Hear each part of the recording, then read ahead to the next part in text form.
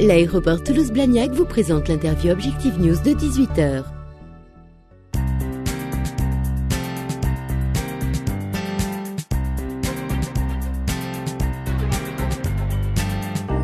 Bonsoir et bienvenue dans l'interview d'Objectif News, interview 18h. Nous avons le plaisir de recevoir ce soir Thierry Ribat. Bonsoir. Bonsoir. On vous connaît en tant que directeur région pour la foncière Eurosic. On vous connaît aussi en tant que vice-président du club de l'immobilier à Toulouse.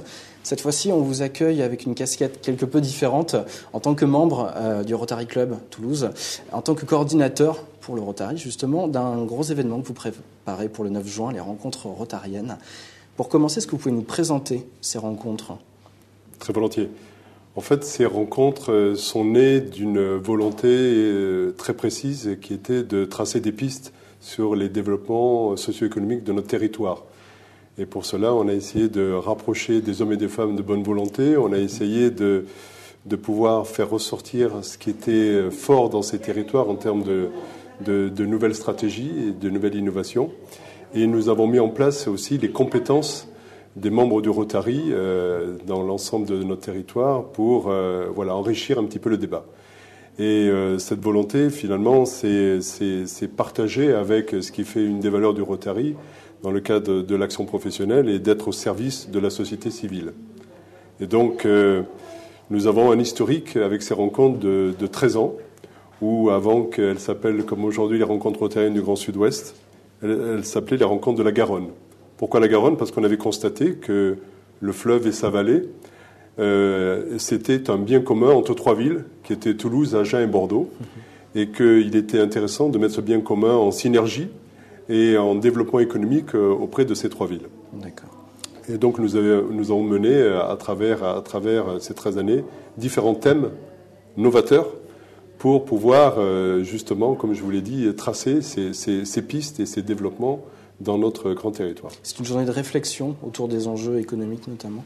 Absolument. C'est vraiment une journée de réflexion et nous faisons intervenir différents décideurs, qui soient économiques, scientifiques. Et sur ces 13 dernières années, nous avons traité de thèmes comme l'aéronautique, le spatial, la biotechnologie, l'eau, l'eurorégion, différents thèmes socio-économiques et sociétals qui définissent l'ensemble de notre territoire. Cette fois-ci, donc le 9 juin prochain, vous allez parler de nos tourismes. Pourquoi avoir choisi ce thème ? Alors, je vais vous parler de ce thème, mais permettez-moi également de vous expliquer du coup quelle était l'évolution entre ces 13 dernières années avec ces rencontres de la Garonne et puis l'arrivée aujourd'hui avec cet événement du 9 juin. Avec une nouvelle dénomination, effectivement, qui sont les rencontres rotariennes du Grand Sud-Ouest. Parce que nous nous sommes rendus compte qu'au-delà de cette vallée, il y avait une troisième composante dans ce territoire qui était le canal du Midi, qui venait irriguer le sud de ce territoire. Et donc nous nous sommes dit que la Garonne, oui, mais avec le canal du Midi, c'est vraiment l'ensemble du Grand Sud-Ouest qui était vraiment le creuset de notre territoire. Et nous y avons bien sûr intégré ce qui fait la spécificité du Rotary, parce que nous sommes des hommes et des femmes. Nous sommes aujourd'hui dans le Rotary, ici dans la grande région du Sud-Ouest, 5200 membres, hommes et femmes, répartis dans 160 clubs et donc et dans différentes activités socio-professionnelles, des gens actifs ou à la retraite. Et donc voilà, l'ensemble de ces compétences nous ont amenés à donner une nouvelle dénomination et de vraiment mettre en avant ce qui est le service, servir d'abord dans la société civile, l'objectif de notre Rotary. Vous parlez de Grand Sud-Ouest. Quel est le périmètre, justement, Midi-Pyrénées, l'Aquitaine également ? C'est vraiment les trois grandes régions qui sont Languedoc-Roussillon, Midi-Pyrénées et Aquitaine. Aujourd'hui, ça part de Montpellier, ça passe par Toulouse, ça va jusqu'à Bordeaux et l'ensemble des villes environnantes. Et comme nos clubs sont répertoriés dans toutes ces villes, nous avons vraiment ce creuset, cette richesse et cette connaissance de ces territoires. D'accord. Vous allez parler de nos tourismes, non, durant cette rencontre du 9 juin. Pourquoi ce thème ? Nous avons toujours une volonté au sein du Rotary de réfléchir à des actions innovantes. Comment développer notre territoire avec des... Et nous avons eu une aide très privilégiée de nos clubs de Bordeaux et qui, depuis 2-3 ans, je pense qu'ils sont, comme on dit, au cœur du réacteur dans cette démarche vin et tourisme, nous ont interpellés en disant, mais dans ces rencontres, cette année, nous pensons que vraiment l'énotourisme doit être mis en avant parce que l'énotourisme, c'est vraiment l'approche entre le vin et le tourisme, c'est le patrimoine, c'est la culture, c'est l'intimité des vignobles. Et aujourd'hui, il y a vraiment une filière qui se développe depuis quelques années. Et comme nous voulons bien sûr avoir cette démarche transversale sur l'ensemble de notre territoire, nous nous sommes rendus compte que l'énotourisme, c'est bien sûr l'Aquitaine, mais c'est Midi-Pyrénées et Languedoc-Roussillon aujourd'hui. D'accord. Comment va s'organiser cette journée? 2 grandes phases, je crois. Oui, 2 grandes phases. Nous allons débattre avec des conférenciers de haute voltige, si je peux m'exprimer ainsi, où nous allons avoir une première approche sur la démarche macroéconomique de l'énotourisme. Nous allons parler de la filière en elle-même, au niveau français et puis au niveau vraiment du Grand Sud-Ouest. Voilà, quels sont aujourd'hui les chiffres et quel est le développement et d'où partons et vers quoi on se dirige. D'accord. Ça, c'est la première partie de ce débat et ce débat va se dérouler sur toute la matinée, de 9h jusqu'à 13h.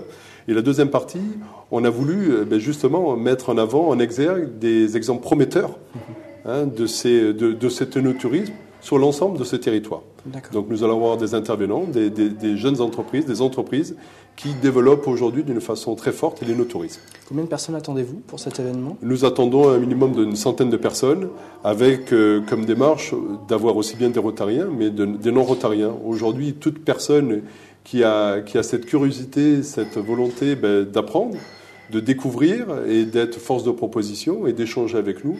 L'ensemble de ces personnes sont les bienvenues et je souhaitais aussi vous exprimer le fait que nous le faisons à Saint-Émilion, donc qui est vraiment le cœur de cet énotourisme. Nous avons, comme vous le savez, Saint-Émilion est un des 4 sites vinicoles qui est inscrit dans le registre mondial de l'UNESCO au niveau des paysages culturels. Et donc nous serons là et nous allons mettre bien sûr la convivialité aussi au centre de cette journée, parce qu'après les débats, nous aurons un déjeuner festif qui aura lieu dans la salle des Dominicains, salle emblématique de Saint-Émilion.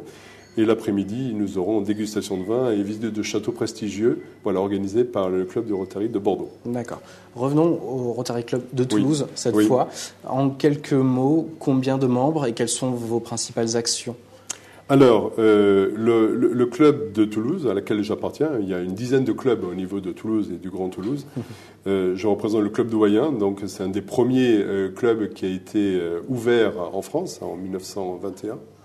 Et donc nous sommes une centaine de membres au niveau de ce club de Toulouse. Et comme l'ensemble des clubs français et internationaux, nous avons une double casquette. C'est bien sûr servir notre société civile, d'accord, bénévolement. Et nous avons des différentes activités qui sont humanitaires d'un côté et professionnelles de l'autre.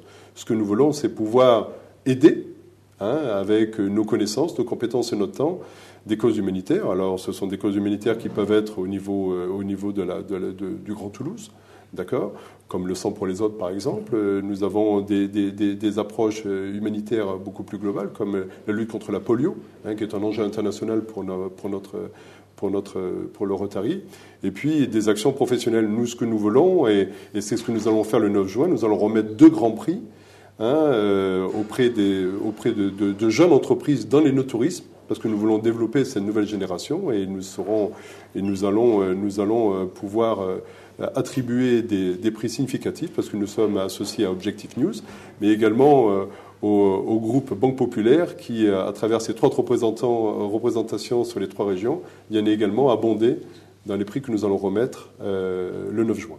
Thierry Ribat, merci. Merci à vous. Je rappelle que ces rencontres rotariennes du Grand Sud-Ouest seront consacrées à l'énotourisme le 9 juin à Saint-Émilion. Merci beaucoup. Merci.